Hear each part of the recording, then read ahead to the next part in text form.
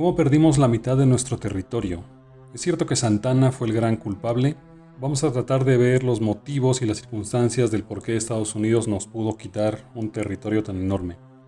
Hay que empezar con el contexto, situarnos en esa época, porque si bien al día de hoy Estados Unidos tiene uno de los ejércitos más poderosos del mundo, solo superado por Rusia, esto no era así hace 170 años. Y como si fuera un partido de fútbol, vamos a ver cómo llegaban los dos equipos al día del encuentro.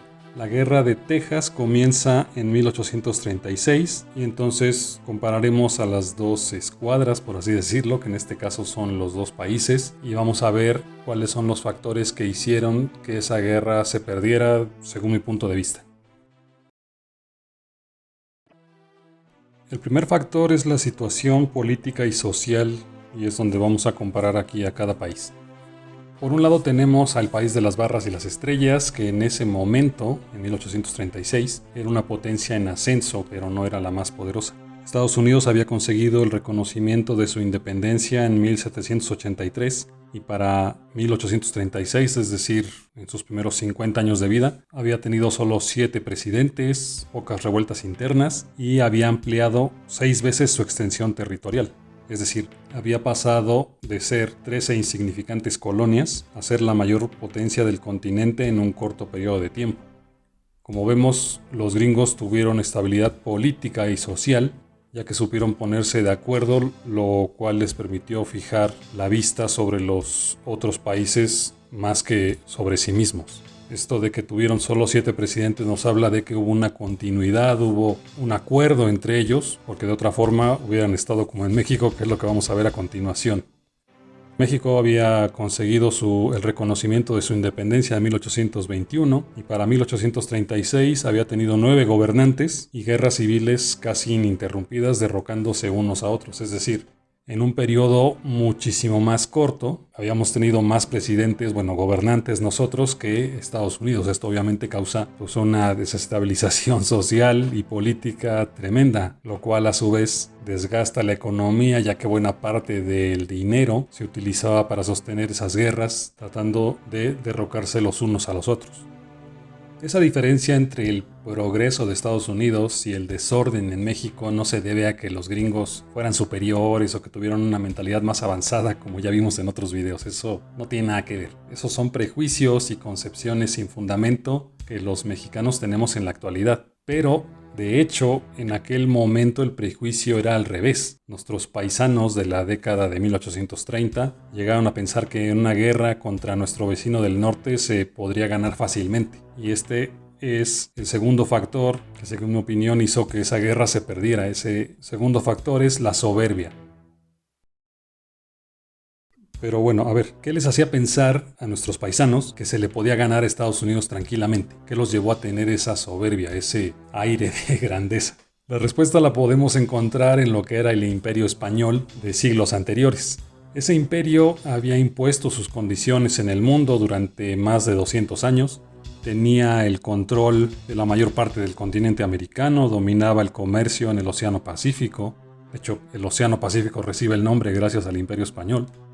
Y todavía seguía poseyendo territorios en Europa, Asia y África. Entonces, los mexicanos aristócratas de principios del siglo XIX habían crecido escuchando sobre las victorias del Imperio Hispano. Sin embargo, la fuerza de ese imperio ya había disminuido mucho para la década de 1800 y para 1830 ya ni siquiera existía. Lo que quedaba era la inercia de aquello, pero ya nada más que quedaban las reminiscencias, las obras de lo que era ese gran imperio, pero parece que nuestros paisanos no se dieron cuenta que ya no eran parte de esa hegemonía.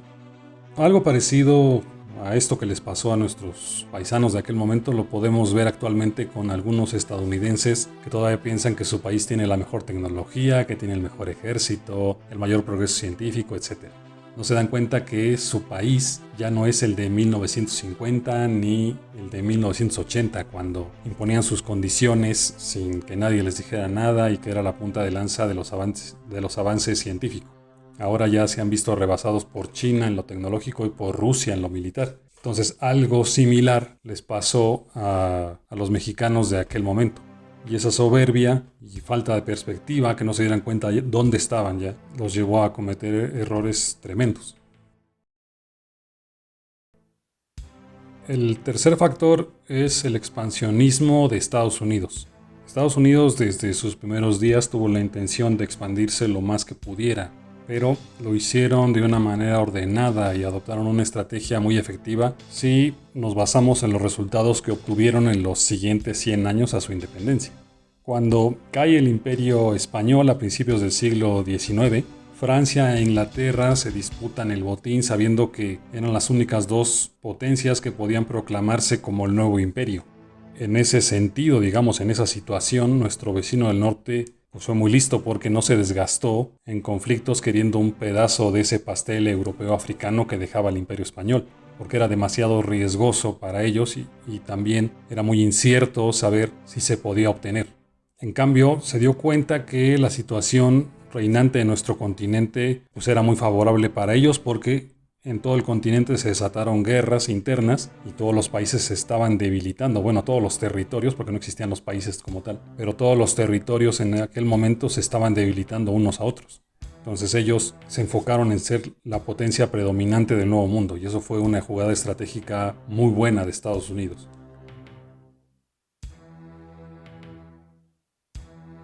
Vamos a ver cómo fueron avanzando.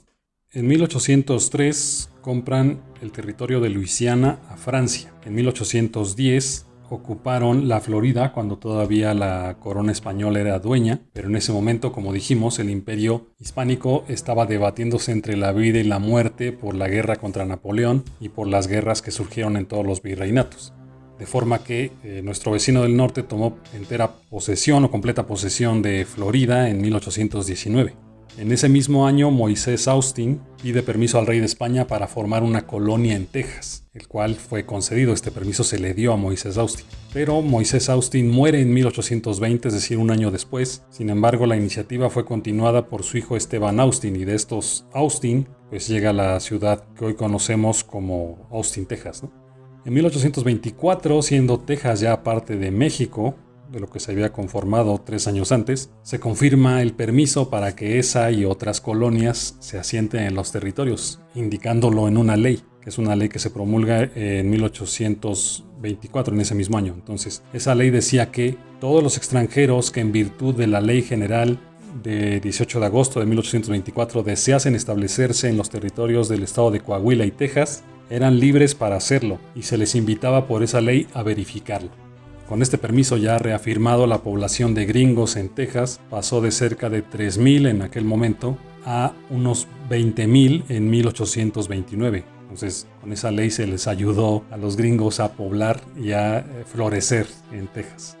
Como vemos, el expansionismo estadounidense se iba consiguiendo poco a poco, y también dentro de ese expansionismo ellos querían llegar hacia el Pacífico, porque el Pacífico obviamente daba paso al mercado asiático.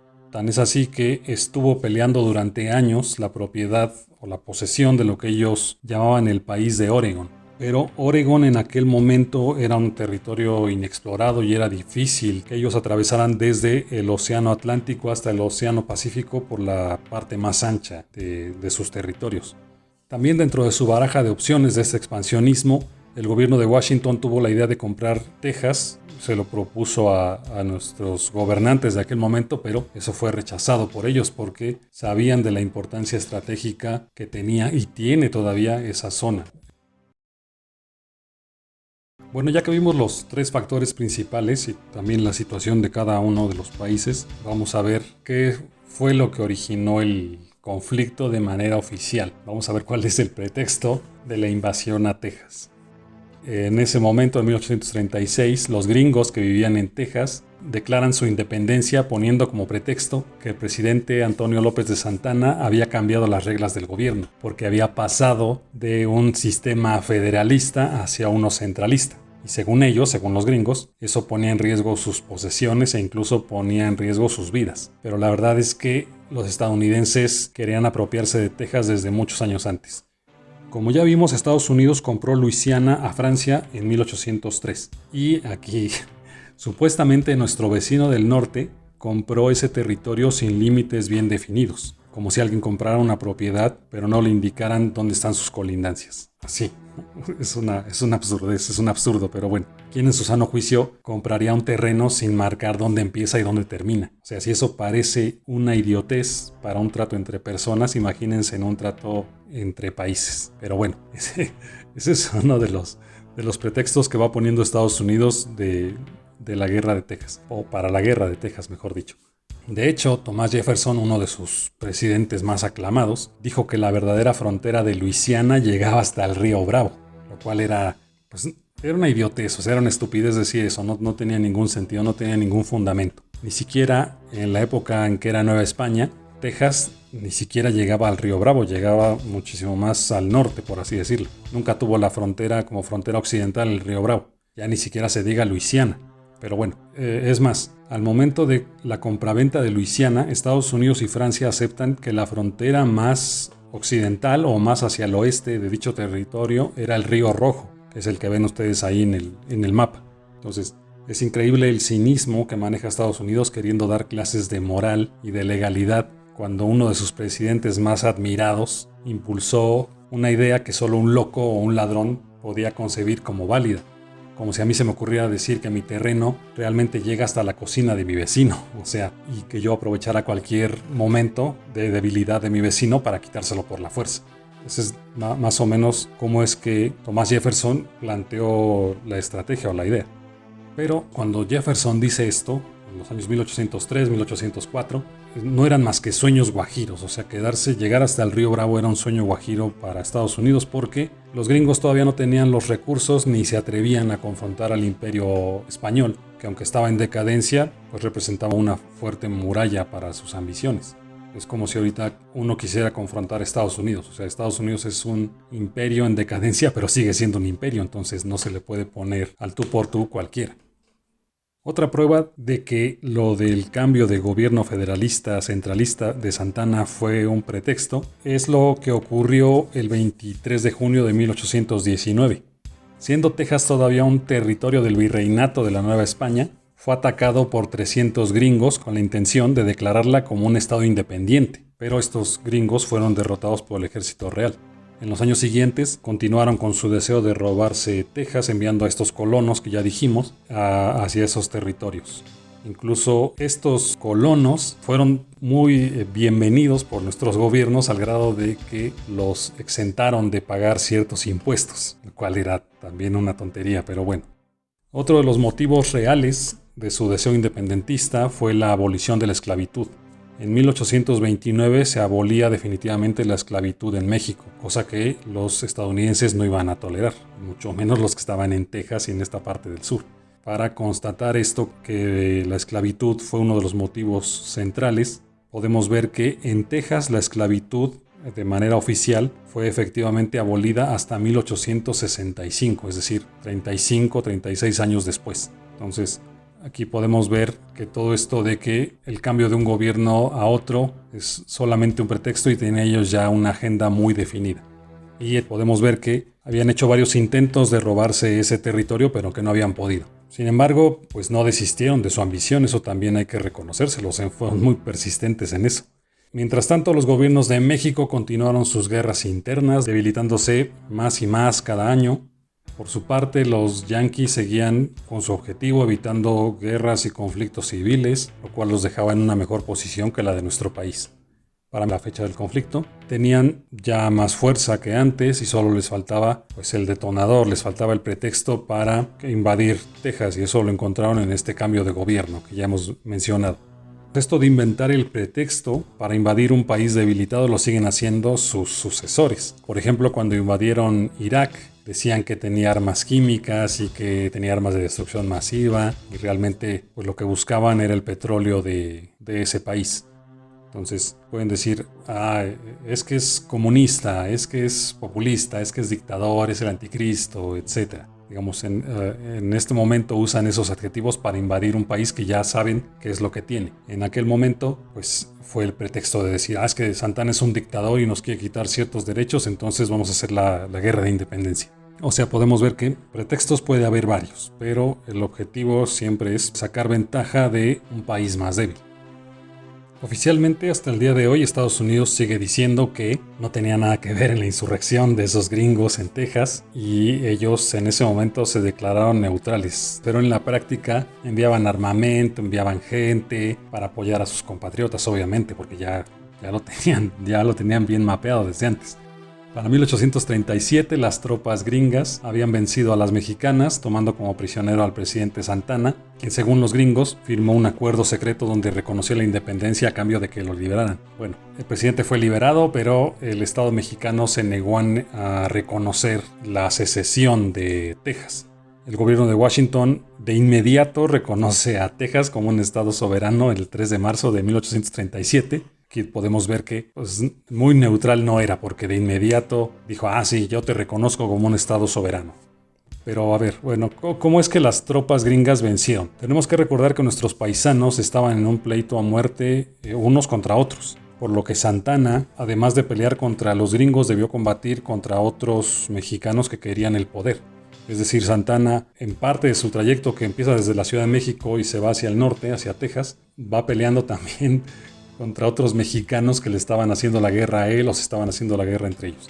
Es decir, ni siquiera ante una amenaza extranjera los nuestros fueron capaces de ponerse de acuerdo y de poner pausa a sus conflictos para enfrentar esa invasión. Y esto también es parte de lo que aprendimos en la primaria, porque se nos decía siempre que Santana fue el gran culpable de la derrota y que él nos vendió, que vendió el territorio. La verdad es que ya viendo varios factores, que es lo que hemos visto hasta ahora, pues era inevitable que se perdiera esa guerra por la debilidad del Estado mexicano. Y no es por defender a Santana, o sea, él quizás haya sido un valiente soldado, pero era un pésimo táctico, un pésimo estratega militar, además de ser un inepto gobernante, según los testimonios de sus contemporáneos. Y también, obviamente, si vemos los resultados que obtuvo al frente del gobierno de nuestro país, pues podemos ver que no tenía ni la más remota idea de cómo debe de manejarse un conflicto ni de cómo debe manejarse un país. También se dice que Santana humillaba a sus soldados golpeándolos a la menor provocación o que los mandaba fusilar cuando estos no le obedecían o seguían su parecer. Entonces, Santana era un inepto, era un pobre diablo, sí, digámoslo así, era un valiente soldado, pero no tenía ni idea de cómo dirigir un país. Pero no fue el gran culpable. Digamos, las circunstancias se fueron sumando como para que nosotros tuviéramos esa debilidad de no poder mantener a Texas y a los demás territorios después frente a esa guerra. Bueno, entonces los gringos toman Texas en 1837, terminan más o menos las hostilidades. Estados Unidos de inmediato reconoce la independencia, pero en México no se reconocía. El conflicto para México todavía seguía vivo, la herida seguía abierta. En los años siguientes a ese 1837, el gobierno de Washington comenzó los preparativos para aceptar a esa nueva república, entre comillas, como un estado más del país de las barras y las estrellas. Esto ya dejaba ver a las claras la intención verdadera de nuestro vecino del norte, lo que causó un gran malestar en el gobierno de México, por lo que las relaciones con Estados Unidos se complicaron todavía más. Y bueno, eso no era lo único que estaban planeando los gringos. En paralelo, después de decir vamos a anexionar a Texas como un estado más, seguían haciendo exploraciones, seguían con ese expansionismo que ya explicamos y hacían misiones de reconocimiento hacia otros territorios, hacia el Océano Pacífico. En particular podemos constatar las expediciones y las exploraciones que hizo John C. Fremont entre 1842 y 1844. En sus recorridos por California y toda esa parte del norte de México, o lo que era México en ese momento. Entonces, los gringos seguían con su plan expansionista. Nosotros, por otro lado, seguíamos con nuestras guerras internas, otra vez derrocándose unos a otros. Y quizás debido a esta debilidad que tenía nuestro país en aquel momento, Francia aprovecha para reclamar una indemnización por daños que habían sufrido sus compatriotas en México, la cual llegaba a cerca de 600,000 pesos según los franceses. Para forzar el pago, el rey de Francia envió tropas para atacar y tomar Veracruz, en lo que se conoció como la Guerra de los Pasteles, porque era uno de los supuestos afectados en esa guerra era un pastelero, entonces así se le llamó a ese conflicto. Pero digamos, lo importante de aquí es que todavía parte de las guerras internas todavía se tuvo que luchar contra Francia y pagarle cierta indemnización y pagar esta suma y todavía agregar más muertes se redució todavía más los recursos económicos que se tenían en ese entonces. Bueno, y en esa situación donde había esa gran fragilidad del Estado, unos decían que sí, que había que aceptar que ya Texas no era parte, y otros decían que no se debía aceptar y que se debía hacer todavía más la guerra contra los gringos, ¿no? Entonces, tomando toda esta circunstancia a su favor, Estados Unidos se da cuenta que en nuestro país siguen las guerras internas, siguen los derrocamientos entre unos y otros, y dicen, pues ahí está el pan, ¿no? O sea, vamos a conseguir lo demás, vamos a conseguir llegar hasta el Océano Pacífico. Entonces, ellos dicen, es que Texas realmente llega hasta el río Bravo, que es de lo que había dicho Thomas Jefferson en 1803. Ni siquiera en la Nueva España, como ya dijimos, llegaba hasta el río Bravo, pero bueno, ese fue el pretexto. Y entonces lo que hacen los gringos es que avanzan un ejército hasta las cercanías del río Bravo, y ahí es donde los nuestros dicen, no, pues es que ya me invadiste mi territorio, porque se suponía que el territorio entre el río Bravo y el río que ustedes ven ahí era, digamos, el territorio sin poblar. Pero Estados Unidos mañosamente avanza sus tropas hacia el río Bravo, y entonces es donde surge nuevamente el conflicto, donde otra vez se vuelve a hacer la guerra entre los dos países. Eso ya ha pasado algunos años, ya en 1846, que es cuando Estados Unidos hace esto, porque ellos ya tenían todo el mapa que había hecho Fremont y que habían hecho otros exploradores. Ya sabían que México estaba muy debilitado, entonces lo único que necesitaban era atraer a la víctima, o sea, decir, bueno, vamos a quitarle lo demás. Pasan esa frontera e inicia el conflicto, y Estados Unidos, para invadir la Ciudad de México, para darle la puñalada en el corazón a México, toma una ruta muy similar a lo que hizo Hernán Cortés. Llega hacia Veracruz. Primero se empiezan a dar algunas guerras, algunos combates en el norte, pero cuando realmente Estados Unidos agarra más fuerza es utilizando esta ruta como de Cortés. Llega hacia Veracruz, después se enfila hacia lo que es Puebla, pasa a los volcanes, llega por el sur, igual que Cortés, a la Ciudad de México, y para el 14 de septiembre, para las fiestas patrias de 1847, ya habían tomado la Ciudad de México. O sea, el Estado mexicano, toda la estructura era tan frágil que la pudieron tomar en un año prácticamente. Entonces, ahí vemos que realmente pues no había cómo hacerles frente a ellos, y aparte de que surgieron algunas deserciones y el ejército mexicano sufrió mucho por todas las provisiones que tenían que mandarles, no llegaban, mucha gente se murió de disentería, o sea, fue una cosa terrible para nuestros paisanos. Y bueno, Estados Unidos llega al corazón de la Ciudad de México el 13-14 de septiembre más o menos, llegan a Palacio Nacional, ponen su bandera ahí, y para la celebración de la independencia de ese momento, pues ya ponen ahí su bandera.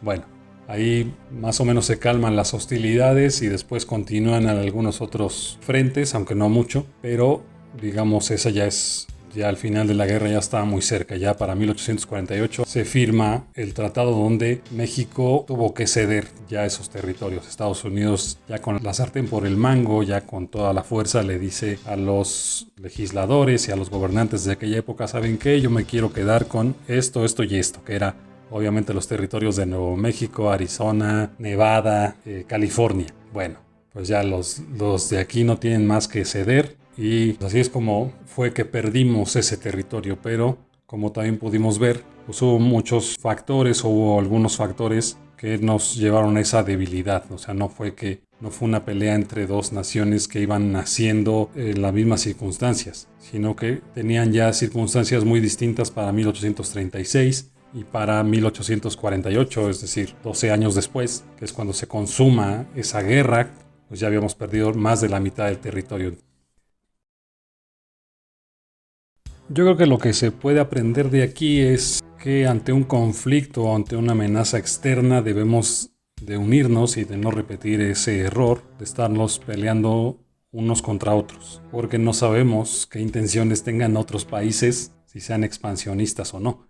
Por lo tanto, nos conviene más frenar nuestros conflictos internos ante cualquier amenaza extranjera que continuarlos, porque pues ya vimos cuál fue el resultado de estar tan divididos hace 170 años, hace 180 años.